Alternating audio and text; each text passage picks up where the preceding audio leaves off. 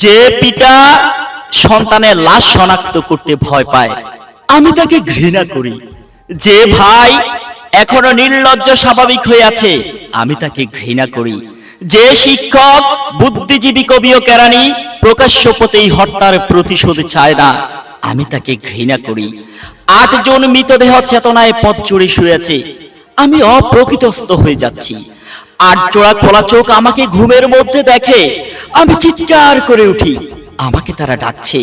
অবেলায় উদ্যানে সকল সময় আমি উন্মাদ হয়ে যাব, আত্মহত্যা করব, যা ইচ্ছা চায় তাই করব। কবিতা এখনই লিখার সময়। ইস্তেহারে দেওয়ালের স্টেনশিলে নিজের রক্ত অশ্রু হাড় দিয়ে কোলাজ পদ্ধতিতে এখনই কবিতা লিখা যায়। তীব্রতম যন্ত্রণার ছিন্ন ভিন্ন মুখে সন্ত্রাসের মুখোমুখি ব্যানের হেডলাইটের জলসানো আলোয় স্থির দৃষ্টি রেখে এখনই কবিতা ছুড়ে দেওয়া যায়। পয়েন্ট 38 আরো যা কিছু আছে হত্যাকারীর কাছে সব অস্বীকার করে এখনই কবিতা পড়া যায়।